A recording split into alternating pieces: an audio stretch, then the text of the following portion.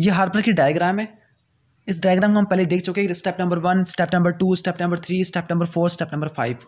Step number 1 और step number 2 mitochondria और step number 3, 4, 5 cytosol में होते हैं। इसकी स्टोशियोमेट्री को देख लेते हैं, एनर्जेटिक्स को।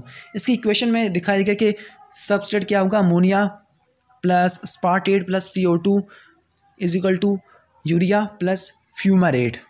और इस रिएक्शन में देखा जाए कि एनर्जी कितने इस्तेमाल होती है। इस रिएक्शन में पहले स्टेप में 2 ATP इस्तेमाल हो रहे थे, तीसरे स्टेप पे 1 ATP इस्तेमाल हो रहा था। लेकिन तीसरे स्टेप में जो ATP इस्तेमाल हुआ वो AMP और PPI में कन्वर्ट हो गया, और PPI आगे मजीद 2 इनऑर्गेनिक फॉस्फेट में कन्वर्ट हो गया। यानी तीसरे स्टेप में जो एनर्जी इस्तेमाल हुई वो 2 ATP के बराबर की थी। इसका मतलब एक यूरिया साइकिल चलाने में 4 हाई एनर्जी फॉस्फेट कंपाउंड इस्तेमाल होते हैं।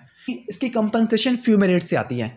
फ्यूमेरेट से कैसे आती है? अभी हमने देखा कि फ्यूमेरेट कन्वर्ट होता है मैलेट में, जो कि TCA साइकिल का स्टेप है, और इस रिएक्शन में 1 NADH मॉलिक्यूल प्रोड्यूस होता है। एक NADH से 2.5 ATP प्रोड्यूस होती है। 4 - 2.5 इज इक्वल टू 1.5। इसका मतलब 1.5 ATP इस्तेमाल हो रही है एक यूरिया साइकिल को चलाने में।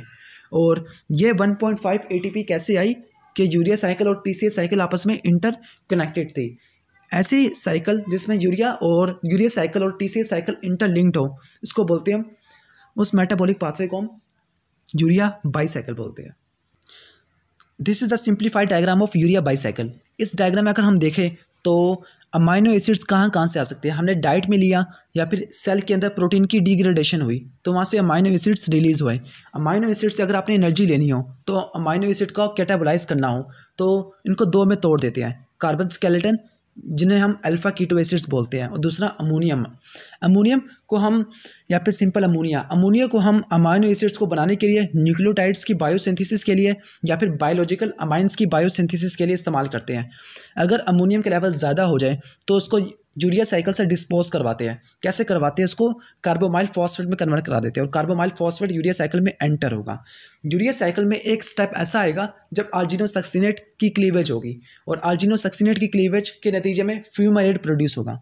फ्यूमारेट आगे ऑक्सैलोसिटेट, देन कम्स स्पार्टेट, और स्पार्टेट आगे रिएक्शन में इन्वॉल्व हो जाएगा यूरिया साइकिल में, और यहाँ पे ऑक्सैलोसिटेट भी प्रोड्यूस होता है, और ऑक्सैलोसिटेट TCA साइकिल में चला जाएगा।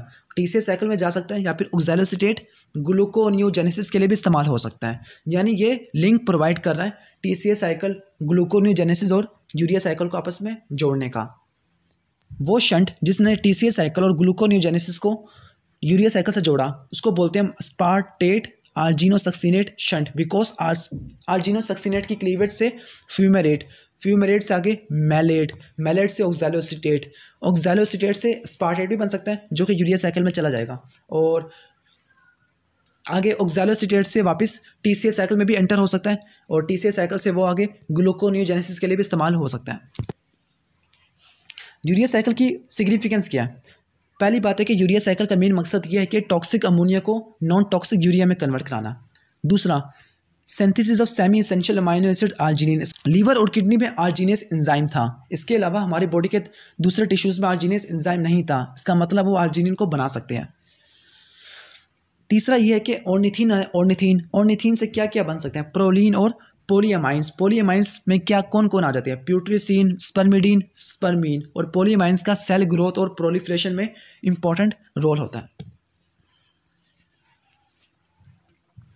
रेगुलेशन ऑफ यूरिया साइकिल, हमने कहा था कि जो पहला स्टेप है कार्बोमाइल फॉस्फेट सिंथेटेज टाइप 1 जिसने कैटालाइज करना है, वो रेट लिमिटिंग स्टेप है, और इसको एक्टिवेट कराने के लिए N-एसिटाइल ग्लूटामेट। इसका मतलब अगर हम N-एसिटाइल ग्लूटामेट की अमाउंट को कंट्रोल कर ले किसी तरह, या तो इसको ज़्यादा बना ले या फिर इसकी डिग्रेडेशन को कंट्रोल कर ले, तो इनडायरेक्टली हम यूरिया साइकिल को कंट्रोल कर रहे हैं।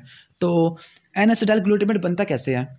ये बनेगा ग्लूटामेट और एसिटाइल कोए के रिएक्शन से बनेगा। एंजाइम कौन सा होगा? N-एसिटाइल ग्लूटामेट सिंथेस, और इसको तोड़ने के लिए एंजाइम होगा हाइड्रोलेज।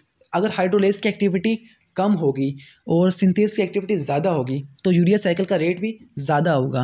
अगर सिंथेस की एक्टिविटी कम होगी, हाइड्रोलेज की एक्टिविटी ज़्यादा होगी तो यूरिया साइकिल का रेट भी कम होगा। इसका मतलब रेट ऑफ यूरिया सिंथेसिस किससे रिलेटेड है? कंसंट्रेशन ऑफ N-एसिटाइल ग्लूटामेट से। यहाँ पे आप देख सकते हैं कि N-एसिटाइल ग्लूटामेट को कैसे बनाना है और तोड़ना कैसे है। बनाने के लिए एंजाइम होगा सिंथेस और तोड़ने के लिए होगा हाइड्रोलेस। अगर हम ऐसी फूड लें जिसमें आर्जिनिन का लेवल ज़्यादा है तो एन एसिटाइल ग्लूटामेट की सिंथेसिस भी ज़्यादा होगी और ज़्यादा होने की वजह से यूरिया साइकिल का रेट भी ज़्यादा होगा।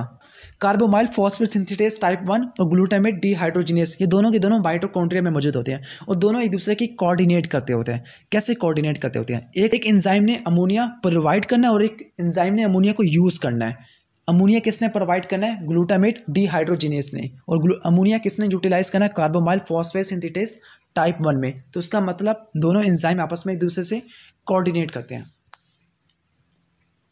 कंपार्टमेंटलाइजेशन के जो पहले दो एंजाइम है वो माइटोकॉन्ड्रिया में होंगे, इसके मैट्रिक्स में होंगे, और जो आगे तीसरा चौथा पांचवा वो होंगे साइटोसोल में होंगे। फ्यूमेरेट होगा वो फोर्थ स्टेप को इनहिबिट करता है। फ्यूमेरेस एंजाइम ये माइटोकॉन्ड्रिया में होगा और आर्जिनोसक्सिनेट लाइस साइटोप्लाज्म में होगा। डिस्पोजल ऑफ यूरिया लीवर में प्रोड्यूस हो गया यूरिया साइकिल के नतीजे में, फिर वो सर्कुलेशन में जाएगा। सर्कुलेशन में होते हुए किडनी के पास और किडनी से वो यूरिन में एक्सक्रीट होगा। स्मॉल अमाउंट होती है यूरिया की, वो इंटेस्टाइन में एंटर होती है और इंटेस्टाइन में बैक्टीरिया होते हैं। बैक्टीरिया एंजाइम प्रोड्यूस करते हैं, उसका नाम है यूरिएस। वो यूरिया को CO2 और अमोनिया में कन्वर्ट करा देता है। वो वाला अमोनिया जो कि यूरिएस से प्रोड्यूस हुआ वो या तो फीसिस में लॉस हो सकता है या फिर वो दोबारा ब्लड में अब्जॉर्ब हो सकता है। ब्लड में अब्जॉर्ब होने के बाद क्या होगा? दोबारा लीवर के पास जाएगा, यूरिया साइकिल होगी, वंस अगेन ये साइकिल रिपीट होता जाएगा।